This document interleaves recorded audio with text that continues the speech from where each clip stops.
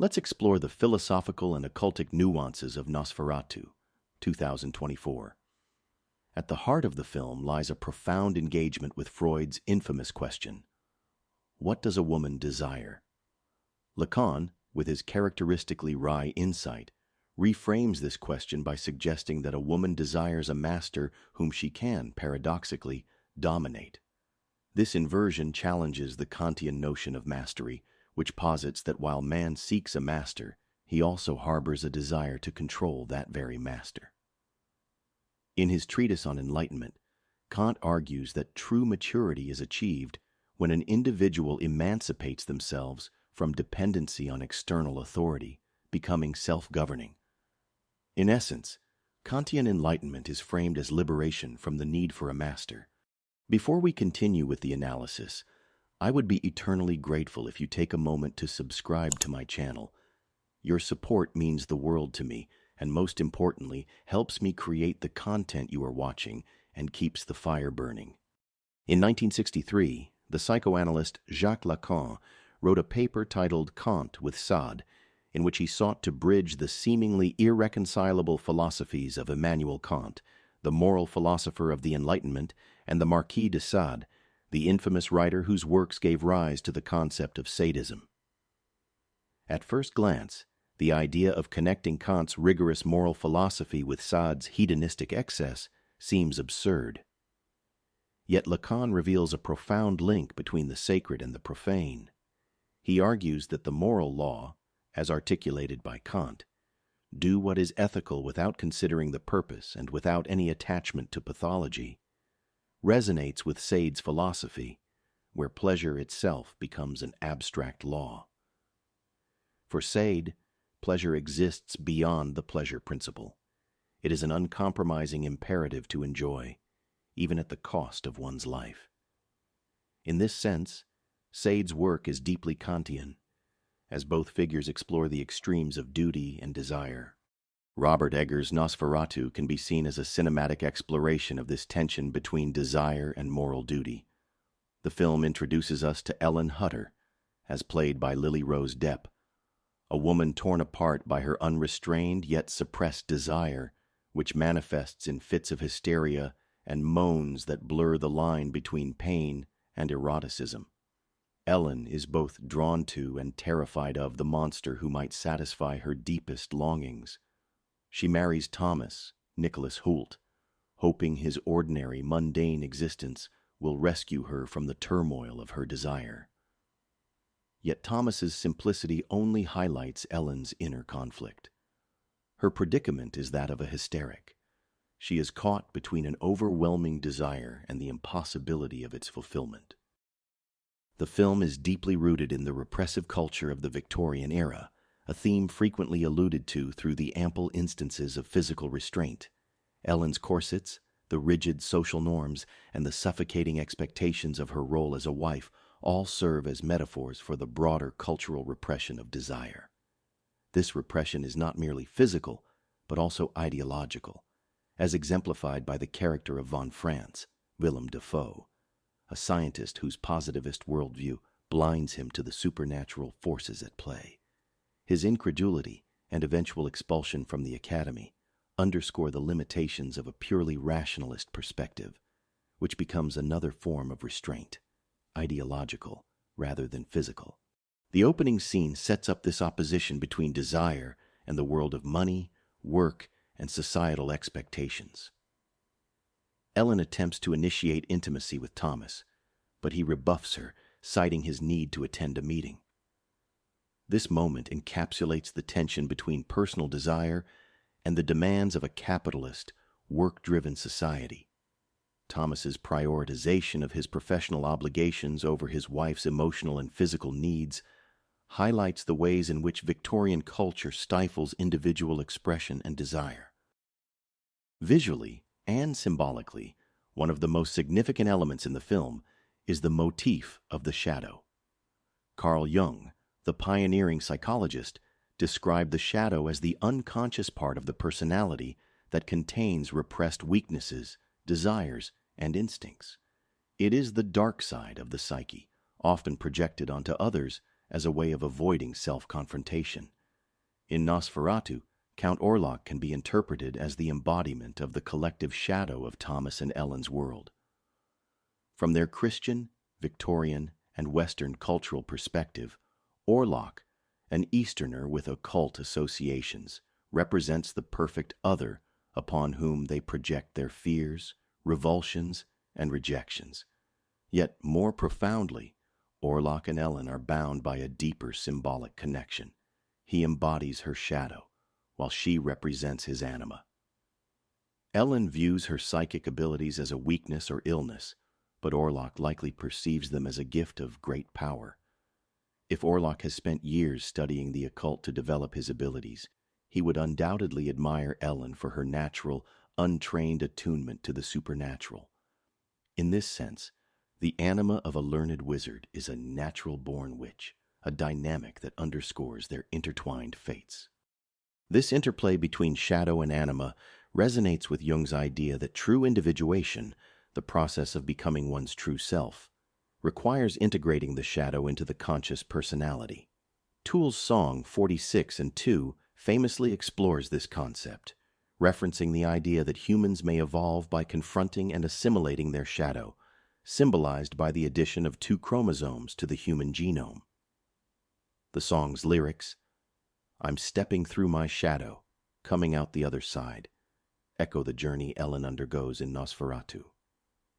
Her confrontation with Orlok, the embodiment of her shadow, is not merely a descent into darkness, but a necessary step towards self-realization.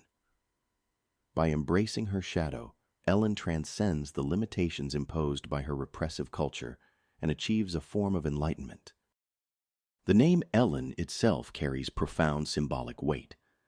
Derived from the Greek name Helene, meaning torch or moon, Ellen's name evokes themes of illumination and transformation.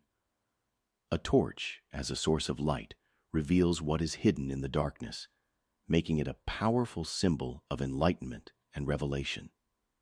In tarot symbolism, the torch is associated with the suit of wands, connected to the element of fire, which represents spirit, creativity, and transformation.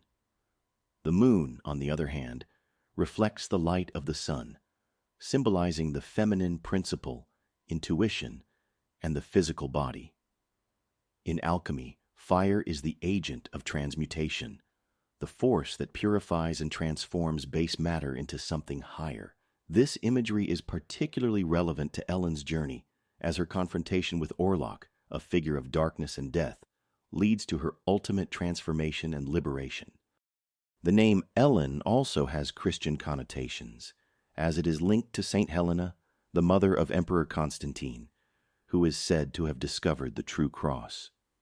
This association with the cross underscores the film's exploration of sacrifice and redemption. Ellen's ultimate act of self-sacrifice, lying with Orlok to end the plague, echoes the Christian narrative of redemption through suffering.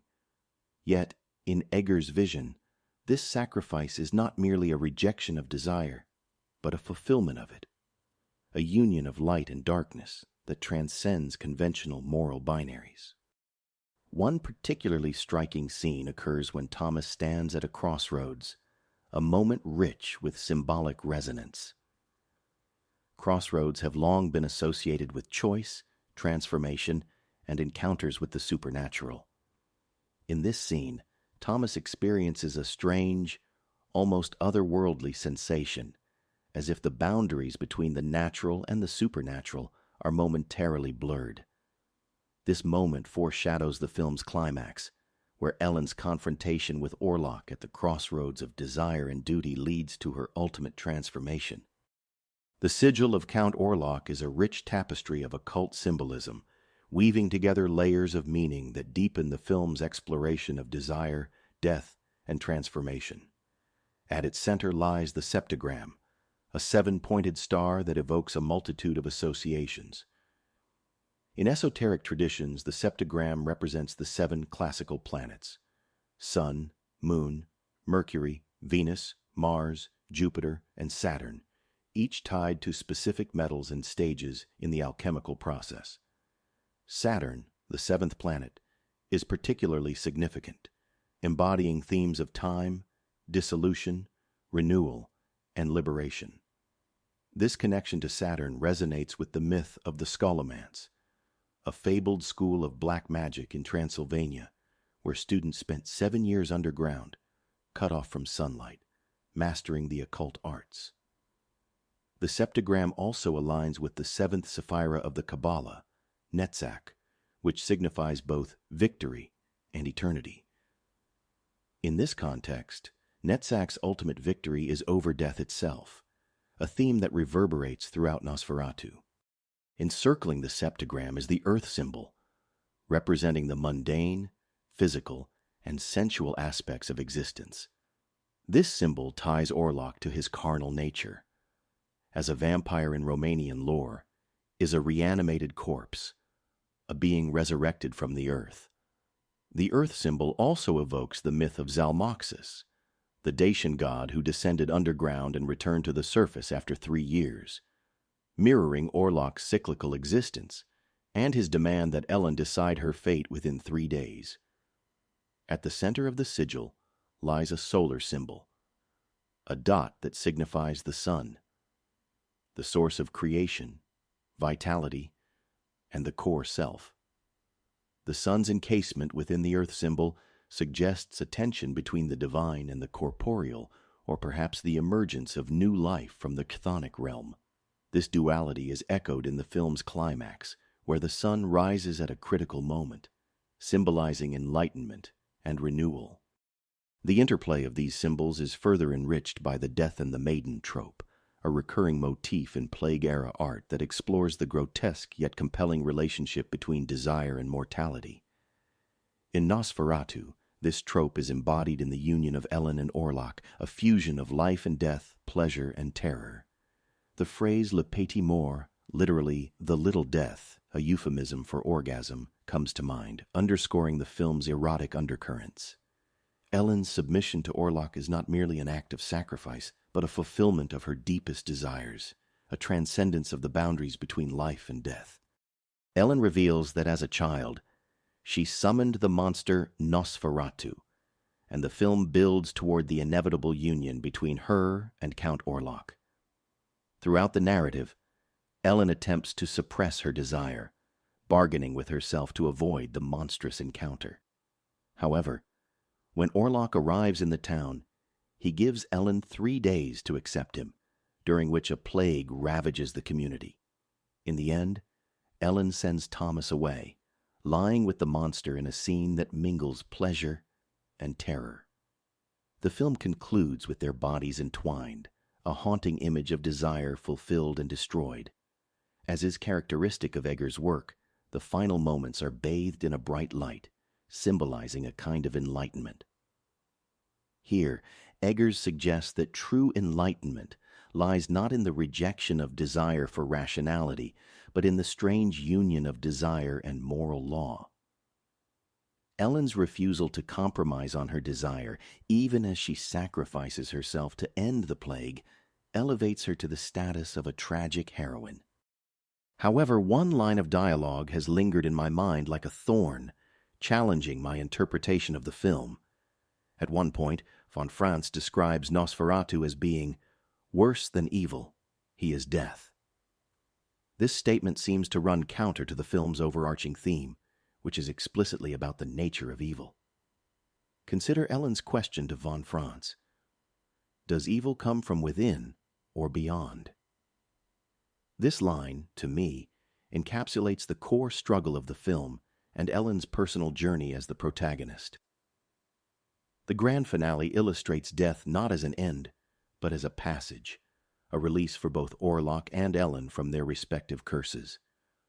Orlok, as a Nosferatu, exists outside the boundaries of life and death, a being trapped in a liminal state.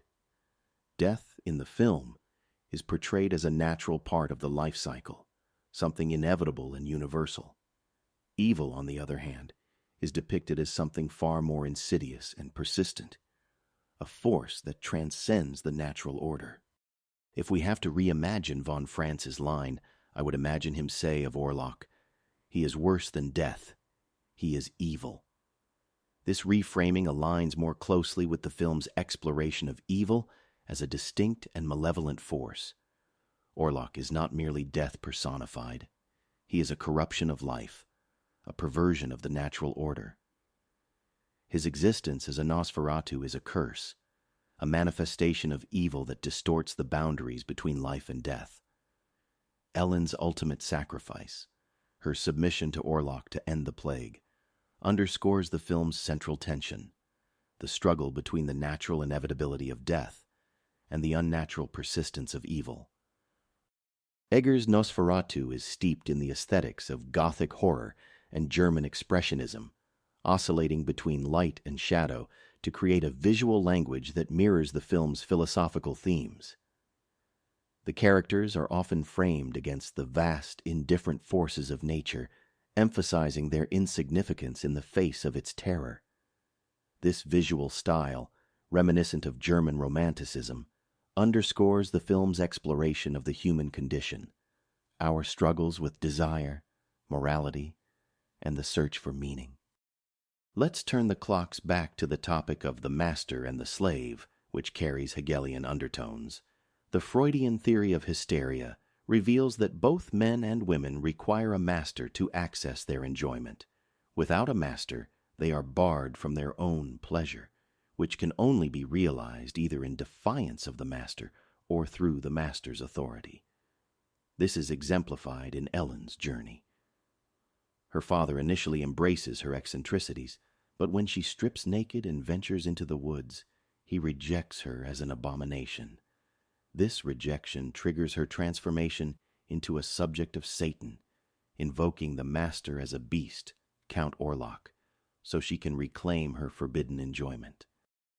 This aligns with the Kantian idea that man is an animal in search of a master, yet secretly desires to dominate that master. However, Nosferatu, steeped in German Romanticism, suggests a twist. Perhaps man does not seek a master who is human, but one who is an animal. Count Orlok embodies this, a master who dominates through the negation of life, and in this total submission, there is a perverse pleasure. This is why I disagree with critiques that claim the film lacks eroticism. While there is no overt sexuality, the central dynamic, Ellen's submission to the master to access her enjoyment, is deeply erotic. The film concludes with what could be described as a Liebestod, where she becomes the master of the master, fulfilling Lacan's quip that a woman desires a master she can dominate. In this, the film suggests that woman seeks an animal master whom she can control, and therein lies the hysteric subject's true enjoyment. Slavoj Žižek argues that this makes woman the true subject and man the fake subject. This is evident in the film. Thomas is a pitiful figure, lacking imagination and courage. His bravery is mocked by the gypsies, who laugh at his ignorance of the danger he faces. Ellen married him because his mundane existence momentarily convinced her that life could be simple and seamless. Yet this very ordinariness necessitates his removal from the narrative, as he cannot fulfill her deeper desires. His mission accomplishes nothing but the death of Nock, the bourgeois master who sent him to Orlok in the first place. The film subtly critiques bourgeois life, suggesting that real estate is where people go to die, with Orlok symbolizing the ultimate negation of such a life. To return to Lacan's response to the 1968 student protests, that they were hysterics seeking a new master, this film can be seen as a meditation on the search for a new master. The Kantian theory of enlightenment falls short in that it assumes man becomes free by releasing himself from the master. Freud, however, observes that this supposed freedom traps the subject in hysteria. The Kantian paradox emerges. Man can act freely only when freedom presents itself as a compulsion.